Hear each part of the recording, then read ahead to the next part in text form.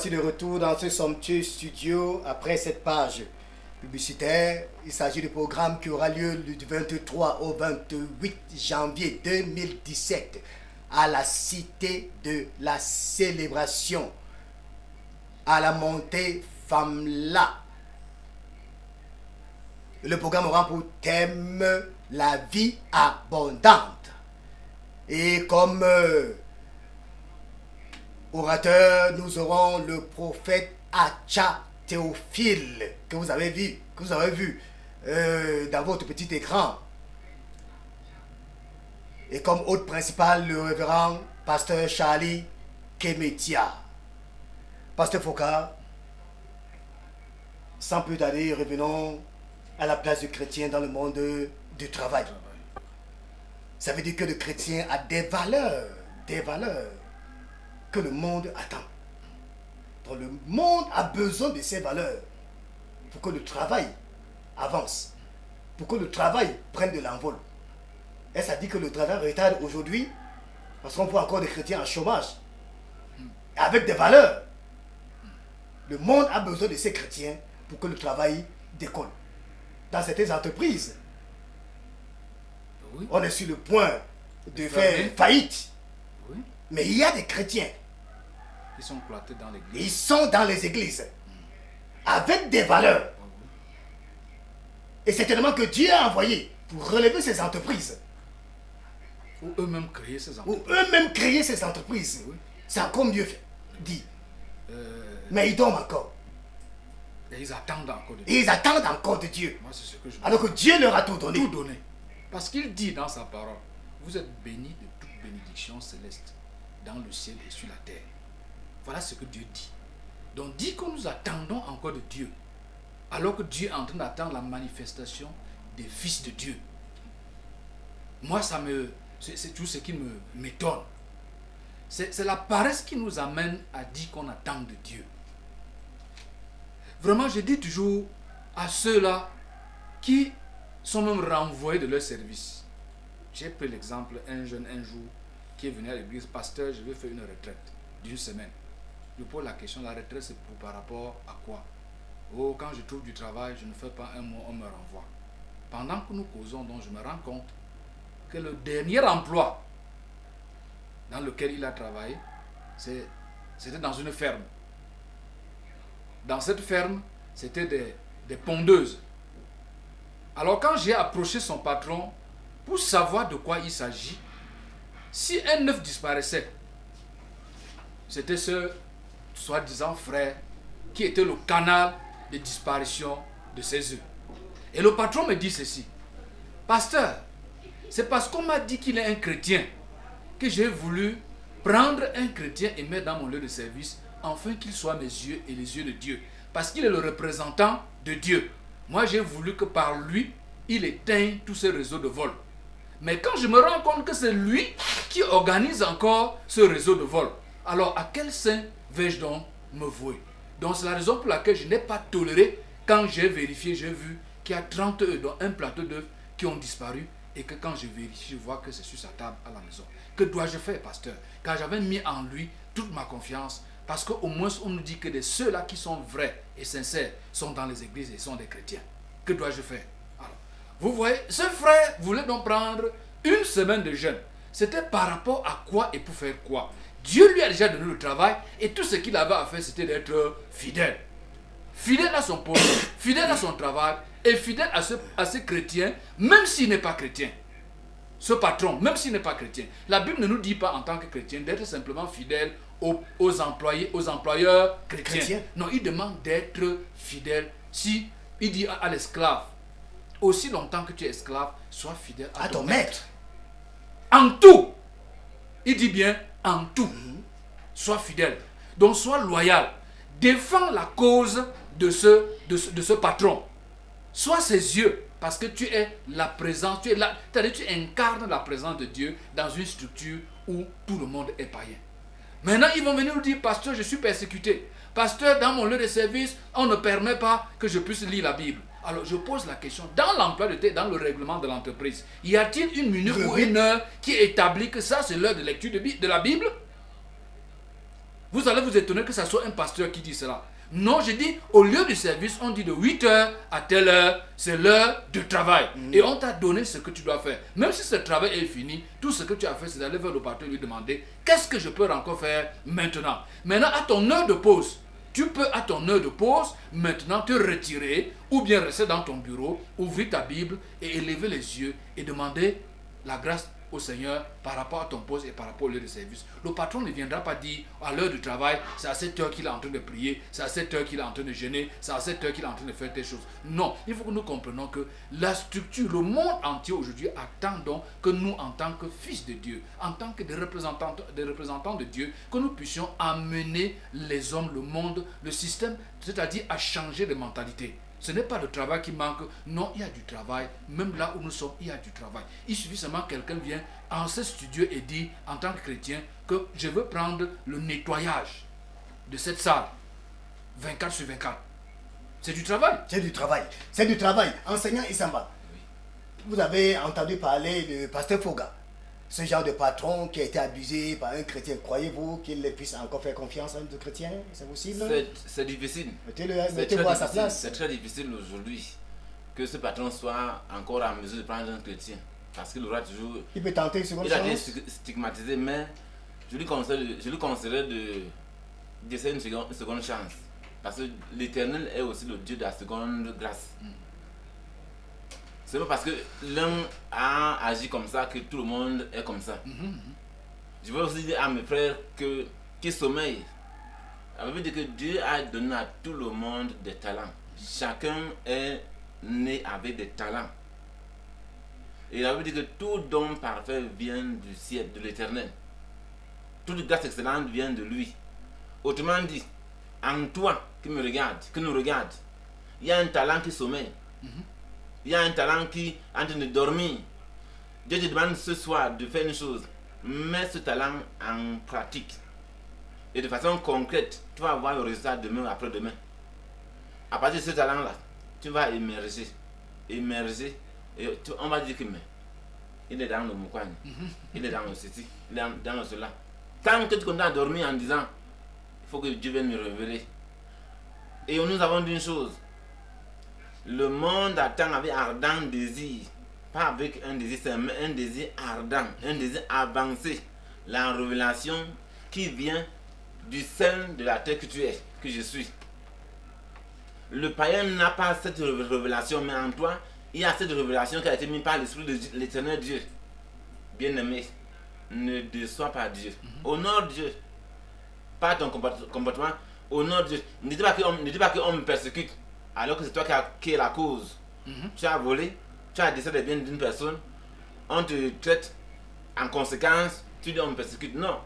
Laisse qu'on dise que tu as fait un mauvais travail alors que tu as fait un bon travail. Tu n'as aucun remords. Tu n'as aucun remords, aucun reproche à te faire. Laisse cela. Travaille honnêtement. Le monde a besoin de chrétiens. L'entreprise aujourd'hui a besoin de chrétiens. Et la preuve c'est que quoi? Un chrétien qui travaille avec son cœur, avec amour, avec entrain, son patron est toujours en train de venir vers lui et dire, mais où est-ce qu'on trouve ce genre de personnes? Toi tu sors d'où?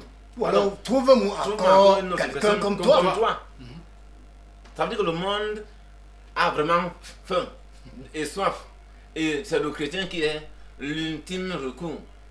Si tu te comportes encore de façon bizarre, ça ne peut pas honorer l'Éternel Dieu.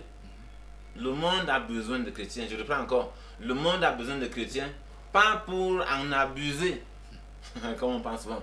Pas pour en abuser, en essayer toute l'énergie et renvoie le déchet. Non. Le monde a besoin de tes connaissances. Le monde ouvrier, le monde professionnel a besoin de tes connaissances pour évoluer. Voilà qui est bien dit. Le monde du travail a besoin des valeurs chrétiennes. Le monde du travail a besoin des valeurs chrétiennes. Pasteur Foucault, le chrétien travailleur, positif ou négatif?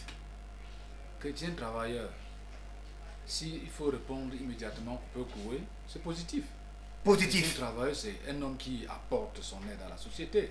Un chrétien travailleur, c'est un homme qui apporte le changement dans son environnement. Un chrétien travailleur, c'est un homme qu'on peut copier l'exemple.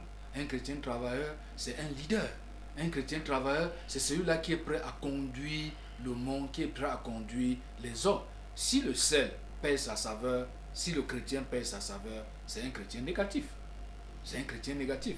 Un sel qui n'a plus sa saveur ne peut plus servir à quelque chose. Un chrétien donc qui perd sa saveur, qui perd ce que Dieu a disposé en lui. Il a ses deux pieds, il a ses deux mains, il a ses deux yeux, il a sa bouche, il a ses oreilles, il voit tout. Il est normal qu'il ne fait absolument rien, soit disant que Dieu l'a révélé cela. Ce n'est pas le véritable Dieu de la Bible, c'est un autre Dieu. Enseignant Issamba, Oui. chrétien travailleur, positif ou négatif, doit-il savoir joindre Nous, l'église au travail nous ou il sommes, doit jumeler les deux?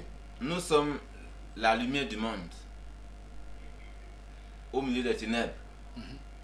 Parmi les ténèbres qu'il y a dans l'entreprise, le chrétien est la lumière de l'éternel pour éclairer ces ténèbres-là.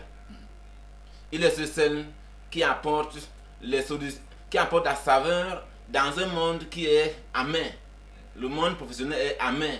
Et il n'y a que le sel pour apporter la saveur, pour donner le goût à l'entreprise, afin que tout puisse bien fonctionner.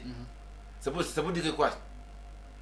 Si un chrétien, si quelqu'un qui se prénomme, non, qui porte le titre de chrétien, si quelqu'un qui porte le titre de chrétien s'engage, est recruté dans une entreprise et commence à marcher comme les païens, c'est un chrétien ou bien c'est un chrétien? Tu es un chrétien. C'est pas un chrétien, parce qu'un chrétien a une identité à défendre, même inconsciemment. L'esprit de Dieu qui est dans le chrétien te pousse à agir non pas selon toi, mais selon Dieu. Parce que la Bible dit que la semence de Dieu est en nous. C'est pas toi. Si je vis, c'est plus moi qui, mais c'est Christ qui vit en moi. Comment donc vais-je me compromettre? Parce que je veux peut-être un avantage matériel, un avantage temporel. C'est difficile. Quand on regarde, qu'est-ce qu'on gagne dans ça? Rien de bon. Donc, je disais ceci. Nous sommes le sel de la terre. Nous sommes appelés à amener la joie dans l'entreprise. Quand ça ne va pas, qui peut donner, le réconfort aux employés? C'est le chrétien. Qui peut consoler? C'est le chrétien. Parce que le païen m'a dit, laisse, fuis. Mais c'est le chrétien qui a dit, persévère. Quelles que soient les difficultés que tu rencontres, les épreuves que tu rencontres, la Bible nous dit, persévère. Il n'y a que le chrétien pour dire cela. Alors que tout est en feu. Il va dire, persévérons encore. Encore une fois, persévérons. Pasteur Foucault, il y a une question qui me vient dans la pensée là.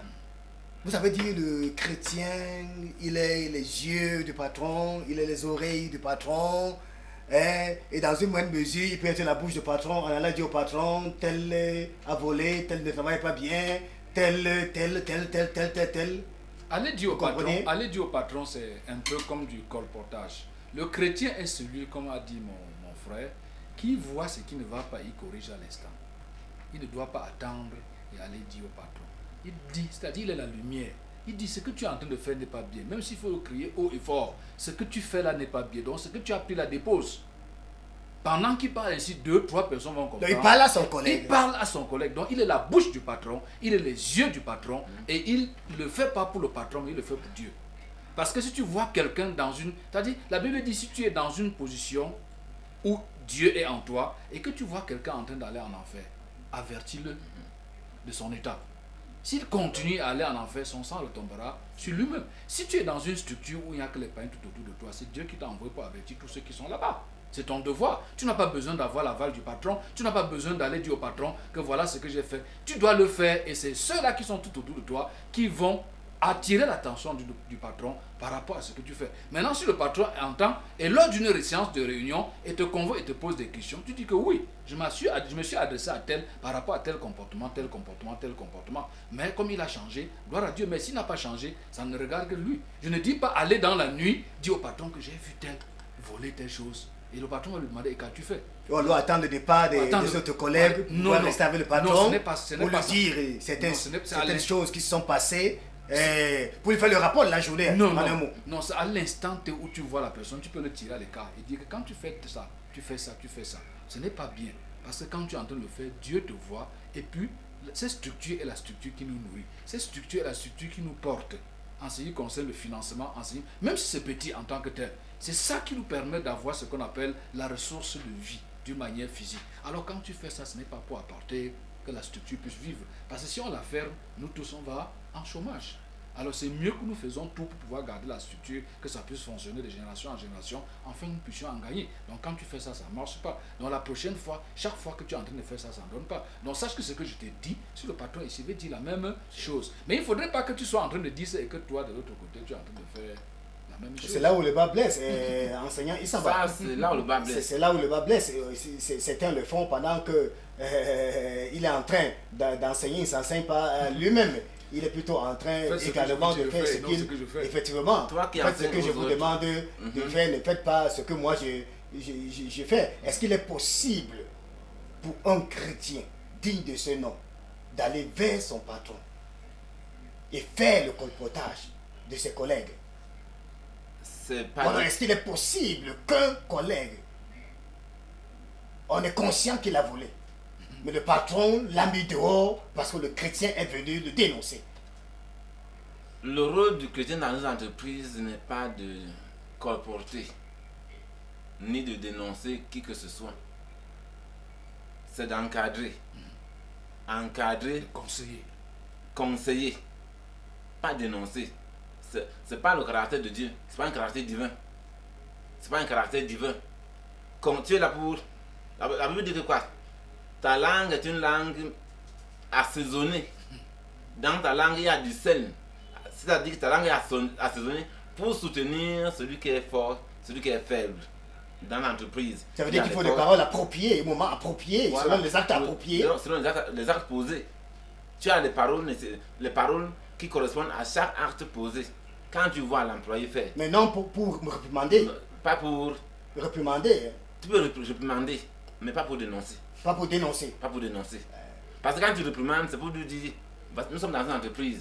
Si tu fais comme ceci, nous allons arriver où? L'entreprise va chuter. Va chuter. Et nous tous. Oh, nous sommes là pour se battre.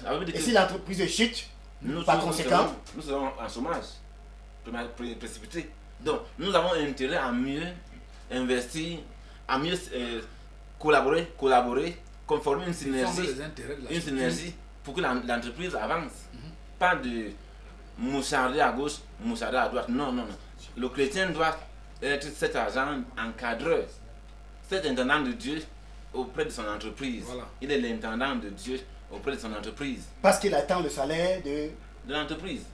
De Dieu et non de son patron. Et non de son patron. Le chrétien doit être... Il est comme un intendant, vous avez dit. L'intendant. Il est comme un intendant. Le garant de l'intendant. Voilà. La chose, parce qu'il sait que c'est Dieu qui est son patron et non le vrai patron physique qui est devant lui. Voilà. Donc il est comme l'intendant de Dieu dans cette entreprise. Maintenant là, Pasteur Foka, dites-moi un peu. Le chrétien qui décide ne rien faire, est-il dans la désobéissance ou ne connaît-il pas seulement son Dieu? Désobéissance ou ne pas connaître son Dieu, on ne peut pas désobéir quand on ne connaît pas déjà les règles qui nous permettent de pouvoir soit obéir, soit ne pas. Et à la connaissance de qui est Dieu, un chrétien qui ne travaille pas est déjà un chrétien qui désobéit. Donc, un chrétien qui se dit chrétien, c'est quelqu'un qui connaît Dieu. Parce que c'est dans la connaissance de Dieu qu'on est chrétien. Alors, et dans la connaissance de Dieu, c'est là où on connaît qui est Dieu. Parce que Dieu lui-même a travaillé. Et quand Dieu lui-même a travaillé, il amène tous ses enfants à pouvoir travailler, à faire comme lui. Puisqu'il dit qu'il a créé tout ce qui est sur la surface de la terre. Et il a mis un intendant. Qui est toi, qui est moi. L'intendant fait quoi? Il travaille. L'intendant fait quoi? Il surveille. L'intendant fait quoi? Quand il y a quelque chose qui ne va pas, il doit immédiatement arranger cette chose. Pas en attendant que son maître, celui-là qui est Dieu, vienne voir ce qu'il a fait et dit oui. Comme je prends dans la Bible, il y a ce que nous avons appelé la parabole des talents. Le maître en partant a remis 10 à l'un, a remis 5 à l'autre, a remis 1 à un autre. Alors l'autre maintenant qui ne travaille pas va maintenant creuser la terre et il met et il reste le calme. Paresseux? C'est le paresseux. Il reste calme. Et quand le maître arrive, il dit que je sais que tu prends là où tu n'as pas mis. C'est la raison pour laquelle j'ai enterré et j'ai mis. Voilà donc Ça veut dire que chacun a un talent. Parmi tout cela, Dieu a remis selon les capacités de chacun. Donc tu ne peux pas vivre sur la surface de la terre, que tu sois chrétien comme païen, sans avoir un talent en toi, que Dieu veut que tu mettes ça, c'est-à-dire en application, en valeur dans le monde entier. Pas seulement au milieu des chrétiens, mais tout le monde doit travailler. Est-ce ça la richesse? C'est ça la richesse. La richesse est basée sur, comment je peux dire, la démonstration de ce que tu as en toi. Parce que la richesse n'est pas de l'argent. La richesse, c'est une mentalité, c'est une façon de penser. Alors, Dieu est celui-là qui est riche. Il y a des personnes qui ont des millions. Mais quand tu les vois dans la rue, ce sont des gens qui n'ont absolument rien. Et nous sommes dans un pays bamiliqué. Nous avons enterré des papas qui ne mangeaient que du manioc, qui ne mangeaient absolument rien. Mais immédiatement au lendemain, quand on met le successeur, on sent qu'il avait les 100 millions de mille dans les banques. Les enfants sont aujourd'hui avec des véhicules, sont avec des voitures. Alors que le père, lui, il était en train de vivre une vie misérable. Donc ça veut dire la richesse, c'est une question de mentalité, c'est pas une question d'avoir. Donc chaque chrétien sur la surface de la terre est riche. Parce qu'il a le Dieu de la richesse en lui. Donc c'est une question de mentalité. Quand tu dis tu n'es pas riche, c'est parce que d'une manière physique, c'est parce que tu veux, comment je peux dire, te comparaître à une autre personne. Donc c'est quand tu es dans la comparaison que tu te vois un homme pauvre. Mais quand Dieu te donne 5 francs, comme quand Dieu a donné un talent à cet homme avant de partir, est-ce que c'était parce qu'il était pauvre?